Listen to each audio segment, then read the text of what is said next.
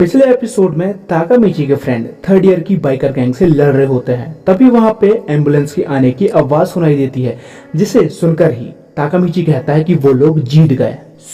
Episode के start में हमें एम्बुलेंस और पुलिस के सायरन की आवाज सुनाई देती है। ये सुनकर बाइकर गैंग वहां से भाग निकलती है और ताकामिची ड्रैगन से कहता है कि वो हमेशा से उन चीजों के पीछे भागता था जिन चीज में वो बिल्कुल भी अच्छा नहीं था, पर ये सब बिल्कुल भी पॉइंटलेस नहीं गए और वहीं उसके फ्रेंड हमेशा उसके साथ उसके सपोर्ट में खड़े रहते हैं। ये सुनकर ड्रैगन स्माइल करता है और वहीं पे ताकामिची के फ्रेंड अपनी फाइट की बातें करके खुश हो रहे होते हैं। वहीं पे आकुन कहता है कि वो लोग यहाँ पे क्यों खड़े हैं, वो जल्दी से जाके ताकामिची और ड्रैगन को एम्बुलेंस में ले जाएं। सारे उनके पास जाते हैं और वहीं पे उनका एक फ्रेंड पूछता है कि एम्बुलेंस कहाँ है।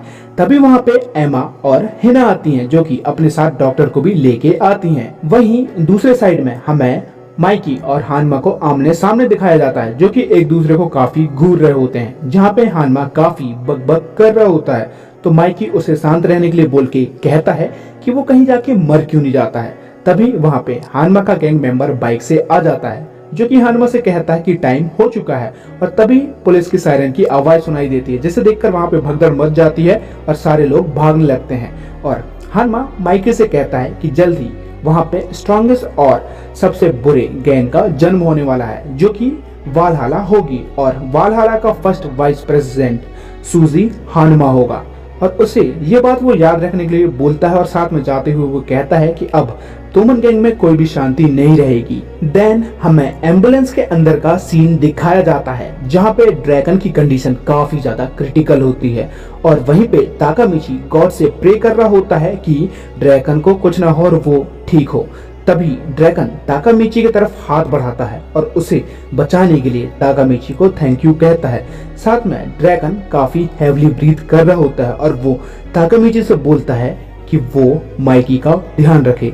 तभी हमें स्क्रीन में दिखाया जाता है कि उसकी हार्ट बीट 0 हो चुकी है और ये देखकर डॉक्टर उसे सीपीआर देने के लिए जाते हैं।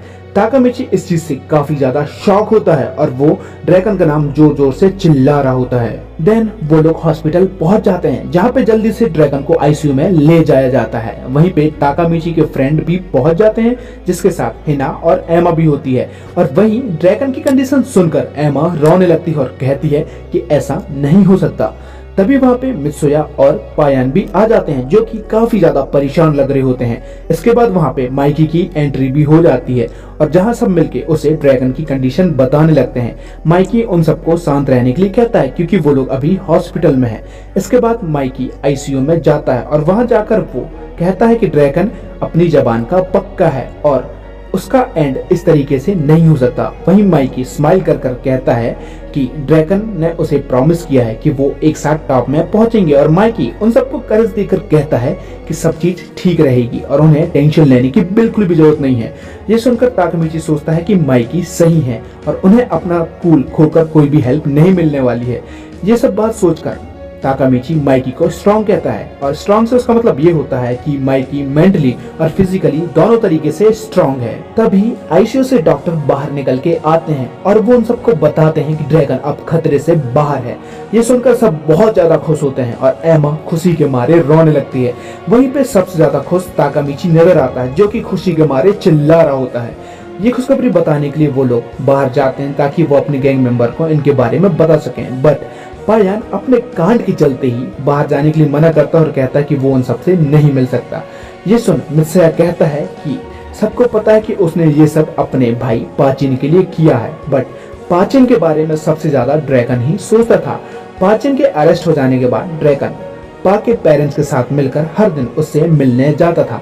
वो रोज पाचिन के लिए गिफ्ट लेकर जाता था, जबकि उसे पता था कि सिर्फ पा के रिलेटिव ही उससे मिल सकते हैं। वहीं पे पूरे विजिट के दौरान ड्रैगन बस बाहर खड़े होकर उनका वेट करता रहा। देन मित्सुया पायान से कहता है कि वो ऐसे पर्सन को मारना चाहता था जो कि पाचिन के बारे में सबसे ज्यादा सोचता था और इसके लिए ही उसे ड्रैगन से अपोलोजाइज करना होगा। वहीं पे मित्सुया पायान को इन सब कांड के बाद भी अपने गैंग में वेलकम करता है। ये सुन पायान खुद की नजरों में गिर जाता है, क्योंकि उसने उनके साथ कितना गलत किया, स्पेशली ड्रैगन के साथ। उसके बाद भी वो लोग उसे गैंग में अपने वेलकम कर रहे हैं और ये सब सोच के पायान रोने लगता है। वहीं पे बाहर सारे गैंग मेंबर ड्रैगन ठीक है सुनकर बहुत ज्यादा खुश होते हैं। उनकी खुशी के बीच में ही ताकामिची माइकी को ढूंढ रहा होता है। ताकामिची माइकी को ढूंढने जाता है। उसके बाद माइकी उसे एक कॉन्टे में मिलता है जहाँ पे वो उसका नाम पुकारने ही वाला होता है, पर इसके पहले वो रुक जाता है क्योंकि माइकी वहाँ काफी टूटा हुआ होता है और ड्रैगन के बारे में सोचकर रो रहा होता है।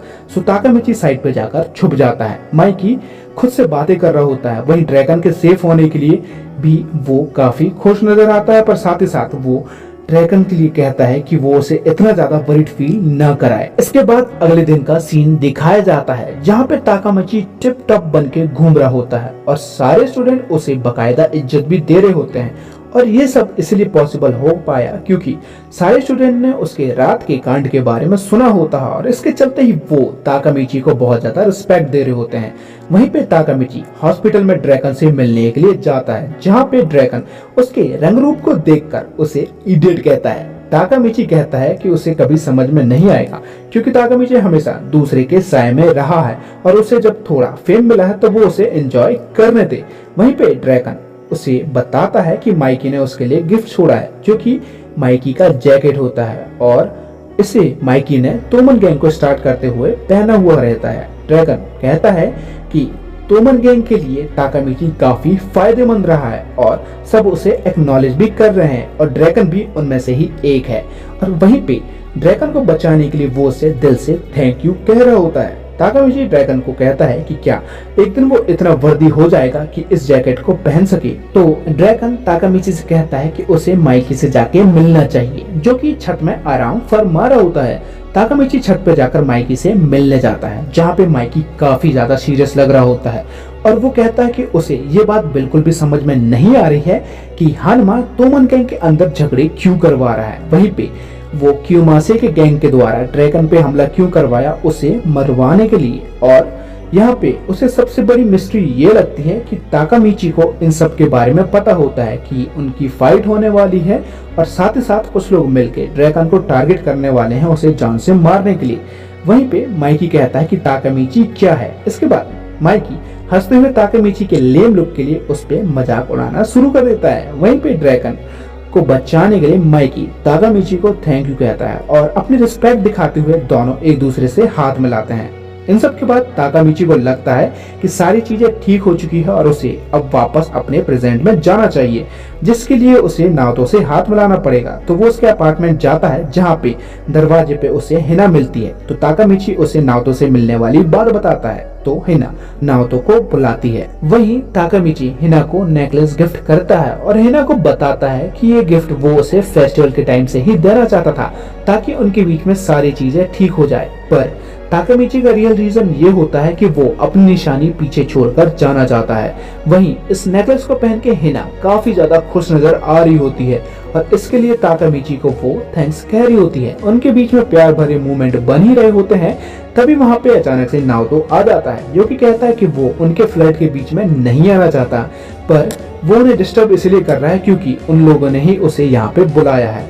उसे वहां देखकर ताकामिची नाओतो से हाथ मिलाने के लिए कहता है और साथ में हिना से बोलता है कि वो अपनी लाइफ में शादी कर ले, जो सुन के हिना शॉक होती है और कहती है कि वो क्या कह रहा है। देन ताकामिची नाओतो से हाथ मिलाता है और ताकामिची प्रेजेंट में वापस आ जाता है। वहीं प्रेजेंट में आते हुए ताकामिची सोच रहा होता है कि उसने अपनी पूरी कोशिश की और जिसके चलते ही प्रेजेंट चेंज हो गया होगा और सारी चीजें ठीक हो गई होंगी। वहीं पे प्रेजेंट में ताकामिची अपने वर्क प्लेस में पहुंचता है जहां पे उसकी मैनेजर उसे अपना काम कंप्लीट करने के लिए बोल रही होती है।